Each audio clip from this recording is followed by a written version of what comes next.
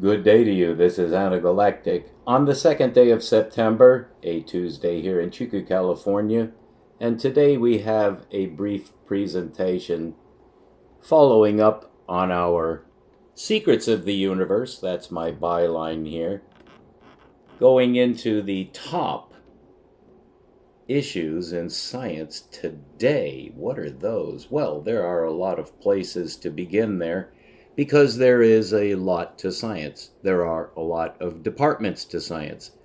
But these days, according to YouTube statistics and profiling, which I've pursued to understand as well as I can, what are people interested in? What are my fellow human beings studying? Well, that subject, of course, is as broad as humanity itself, but there is a certain cadre of people who are not interested in the liberal arts. These would be called scientists. And scientism is a hot topic today. Scientism, you may not have ever heard that brand new term. It's a recently invented word to create yet another ism in the endless list of isms that we use to guide our thought processes. Some abstract, categorical, such as communism. Democracy is an ism. It's democratism, however you would construct that. But in science, we're just simply not interested in your goddamn soul. We don't care about your comfort. We don't care about your family, your society. We don't care about you. Scientists are not interested in the human problem. We can't be. It's not our subject. It's not our topic. We're completely divorced from your pedestrian form of reality. Whatever you think and feel and do throughout the day that you think makes you an entity is of no concern whatsoever to us. We don't care about you. We don't care if you live or die. We're not interested in the human equation in the remotest, slightest degree. We're inhuman. We do not look at the universe as if there were personalities in it. Humans are a nuisance. Humans are the odd man out. Humans do not make sense. Everything else in the universe that we've discovered as scientists makes absolute sense. It's logical. It's structured. It has laws. It works. It's good. Science has discovered that reality is good. Well, that's not what humans say. Humans have a completely different outlook on reality. And so there are two separate realities for a human. We choose not to be in your game. We're not part of your problem. You have problems that will never be solved. They cannot be solved. You know you can't solve them. They're insoluble. The world is playing out the insanity and psychosis that it has inherited from people who think just like you. We are not like you. We won't do that. We don't care about the apocalypse. We couldn't care less who's attacking whom. The Jews can kill everybody and then bring in the 1,000 years of peace or the eternity of peace with the Jews as the political leader of the earth. That is what's going to happen. I'm just telling you because I know. But the life cycle of the Jewish kingdom, the Jewish earth, the Zionist planet, which is coming true, you can see it. It cannot be stopped. Is that rational? That the Jews, who consider themselves to be a race, and they think of themselves kind of the way we scientists think of ourselves, except it's genetic. They think that they were chosen by the universe to dominate this planet. And that is actually what's going to happen. They're right. From their own point of view, there's no way they can be wrong. And nobody can argue with the Jews. The fact that there was a man named Yeshua is meaningless to them. They hate that man. So now we have a split opinion on who is supposed to rule the earth.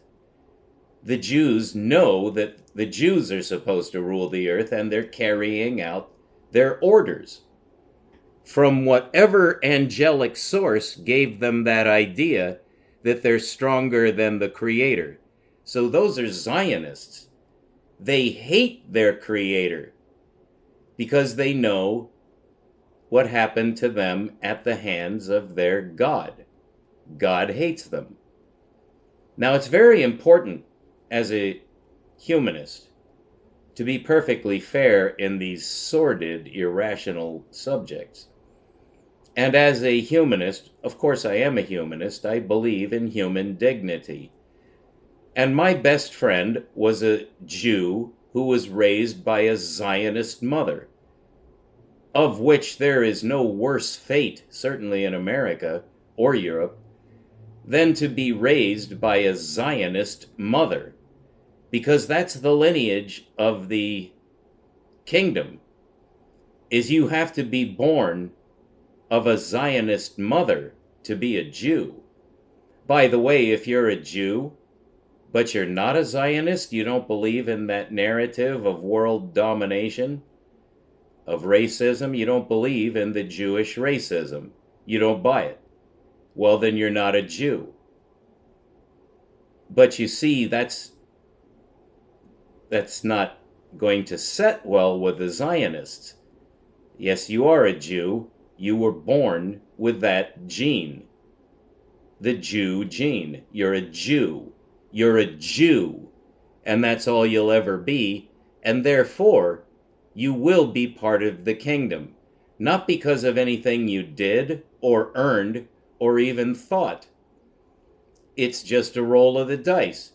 You were born with genes that differ so much from my genes that I cannot be part of the kingdom except as a slave, a goyim dog. Do you consider that to be irrational, perhaps insane? You could use some much stronger words that would be much more accurate. It's satanic. So we don't want anything to do with your insanity. We don't like Zionism.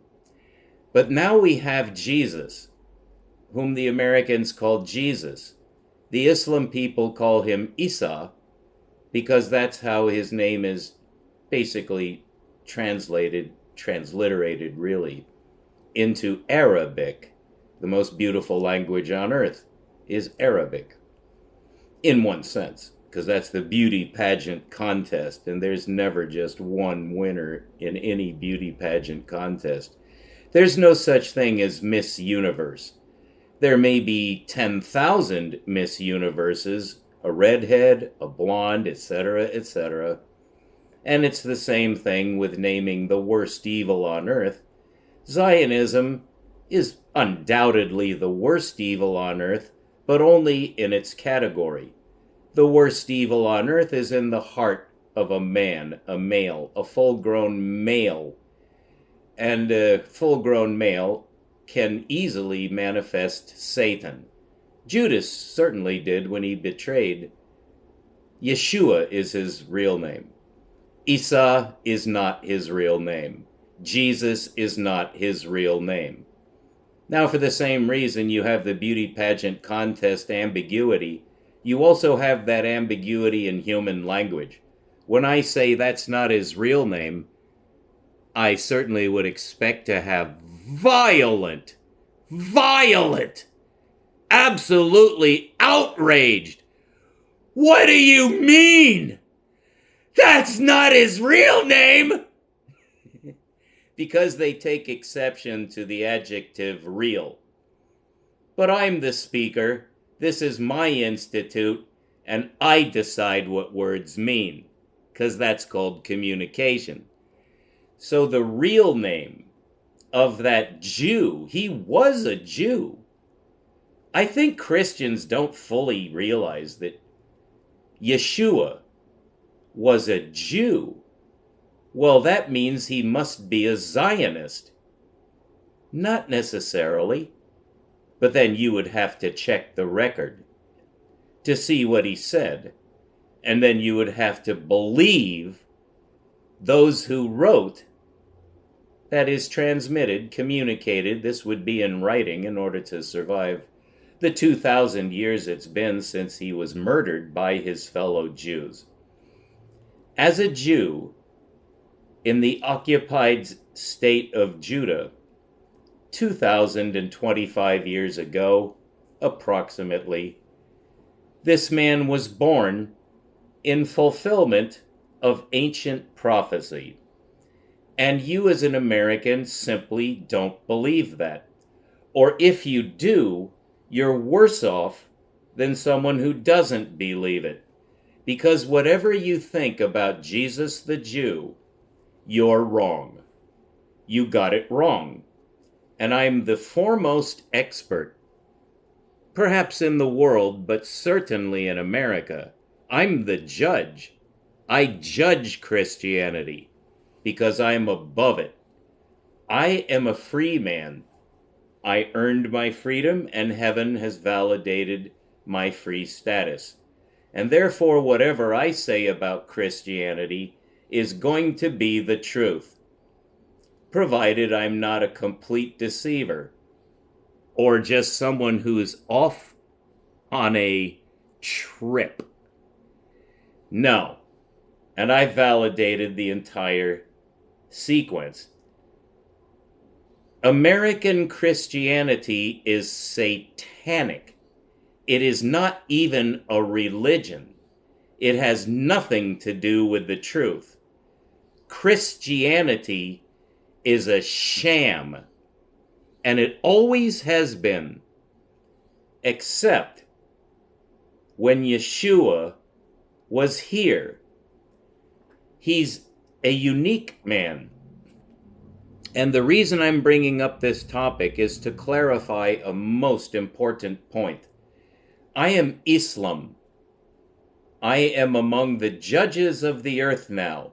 I am a top dog human. I'm the one who makes the final decisions on anything. That's my role. I'm a prophet. But I'm not a prophet in the same sense as, for instance, Muhammad, peace. I'm not a prophet in the same sense as Yeshua, peace and blessed.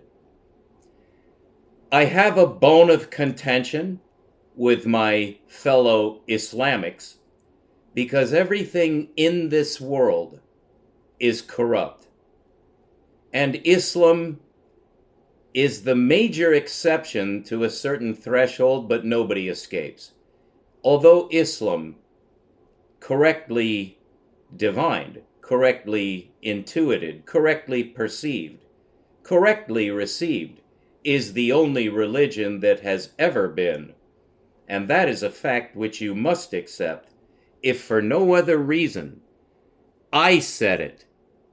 So you have to trust me now. And if you don't, get lost. Because I'm not here to play patty cake with retards. You must know the truth about Christianity and Islam and Zionism. You must know. You have no choice. But you have no way of disentangling the threads. I do. So I'll tell you, what is the religion that you need to consider? It's not Christianity. And it's so difficult to talk at this level because of the brainwashing and indoctrination that you have undergone, that you cannot escape. I have. I've gone beyond your problems. I'll tell you what your real problem is so that you can face it and solve it. A man who talks the way I do is one of two opposite kinds. And you've been trained, and rightly so, to suspect anybody who is as dogmatic, a pundit, a megalomaniac, pretentious fool such as myself is simply not to be trusted. Well, you're going to have to, because I'm the only man that you'll ever meet who has the answer to this crucial question of reality. And you think that you're learning about reality, right? You drop acid, you do art. Oh, you're a liberal spirit studying the boundaries of consciousness. You're lost, and you know it. And your drugs are not going to get you out of your trap. You're going to have to face reality in the way that reality tells you you have to face it. And here's the rub. It's not at all what your parents taught you. It's not at all what your society taught you. And it's not at all what the world thinks that must be. Reality. You have layers where reality has been interpreted for you. So I'm going to give you the key, the way out. The only key, the only way out. But I'm not going to put myself up for crucifixion at the hands of some stupid mob with you in it. You will never touch me. You have one choice if you don't like my tone, my attitude, or my message. You fuck yourself. You get lost. I have a job to do, and it's sacred. And I will not let down my master. As for you following your master, he's already been castrated. That's your master. My master is completely unlike yours. And that's why I speak harshly to you. You're evil. You've been trained to be an evil person. And that's why I cut a hard line. So let's get to the point so I can deliver some critical information to you in under 20 minutes. Perhaps this will go to a half an hour. Islam is the only religion on earth once you define what Islam is. What Christians want to know is, what does Islam think about Christ? And we have a problem, Houston, and Islam is at fault and must rectify itself. I am here to fix religion itself so that we're all on the same page. That's called science. When we're all speaking the same words with the same meaning. That is not the case in religion. And when you say Christianity, you're referring to at least 3 completely different entities and systems. Christianity is never what you are told it is. What is it then? I'm the man with the answers. Let's make sure I give you the answer. What is Christianity? It's an idea, and we're going to leave it at that. Except, what kind of an idea? That's kind of vague. It's an idea about that man, Yeshua, the flesh and blood, food-eating, capable of birth. He was born, capable of death. He did die. The Islam people say that he did not die. Where did you get that fucking idea from? That he didn't die? I don't understand that. Well, I looked into it to find out from Islam scholars why they make this absurd claim, which flies in the face of revealed religion. And for an Islam person or the Islam community to be accused by some outworlder like myself, a desert professor, the lowest form of life on earth. I'm not saying that they think that. They don't think that. The Islam people love me, and they should. But I have a job to do. I am here to correct you, no matter what it takes to correct you. Short of actual physical judgment, I am not that kind of judge. I do not punish, except as you're willing to put up with my abuse. It's all for the good. Don't forget, these are just words. All I'm doing is manipulating your mind so that you will be able to follow along with what I say. Because what I say is what you need. You need to know what Islam is and Christianity. You already know what Zionism is, or you don't read the newspapers. You know exactly what the Jew is. Israel. We don't want to touch that. There's no such thing as Judaism. But it is the dominant narrative in global politics now. The United States backs it 100%. Gee, I wonder how that happened. This is the part of the puzzle that we don't like. We're scientists. We're sick of you. We're sick of your politics. We need to know the truth. We have to know what's really happening. Well, when you say it, when you put it out that way, 100% of all the men I've ever met immediately turn their minds to the dark side. Oh, let's talk about brutality and injustice. Let's expand on that topic. You brought it up. I brought it up to dismiss it. You don't need to care about brutality except to know it's happening. It needs to be eliminated. Humans are never brutal to other humans. We don't fight wars. We don't have hatreds. We're humans. We're filled with the gifts of the Holy Spirit. We're filled with joy, gratitude, love, faith, hope, peace, fun, happiness. That's reality for a human. Happiness is eternity. That's been proved. So what's the problem? The problem is humans. So you have these so-called religions, and there are only three.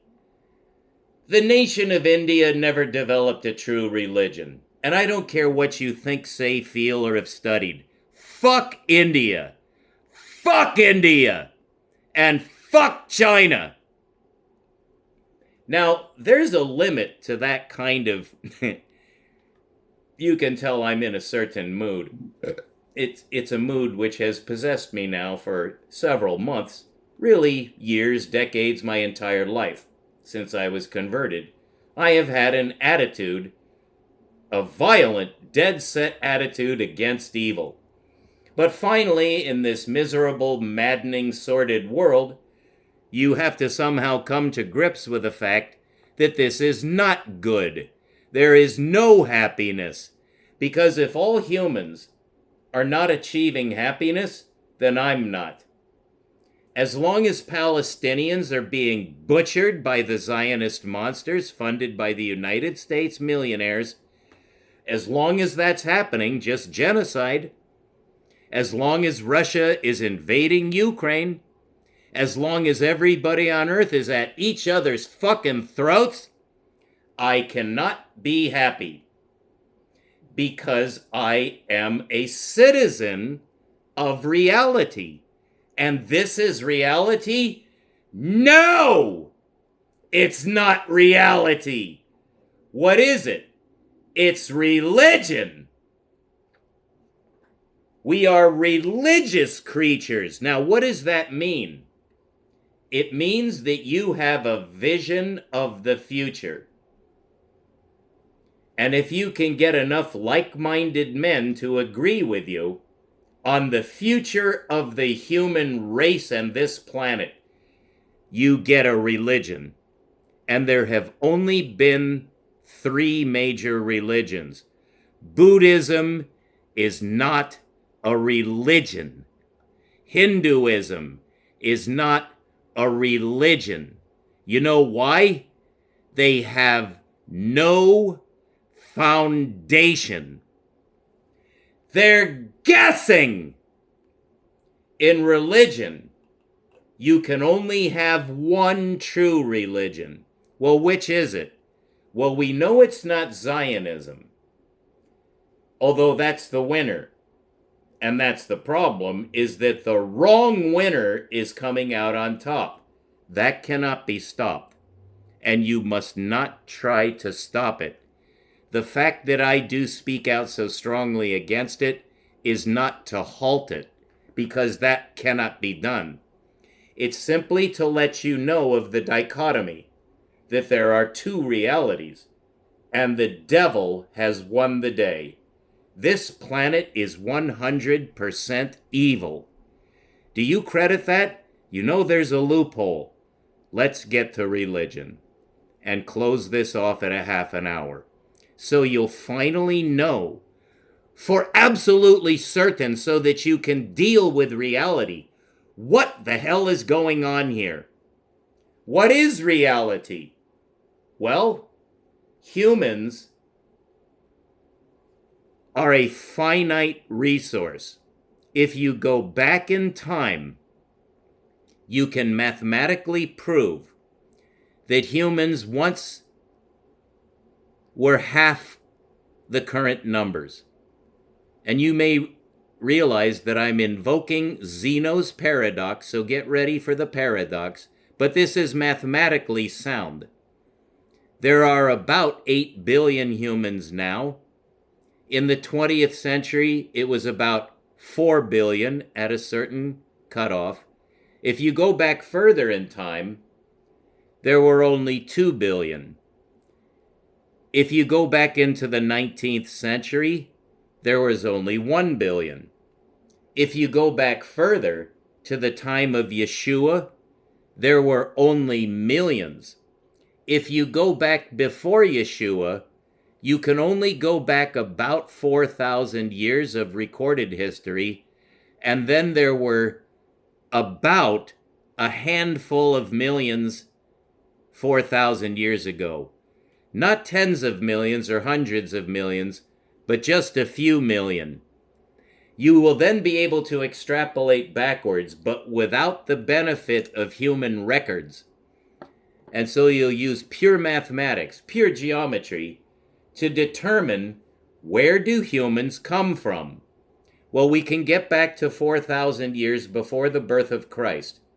We have written records that go back 6,000 years and no further, with obviously a fudge zone.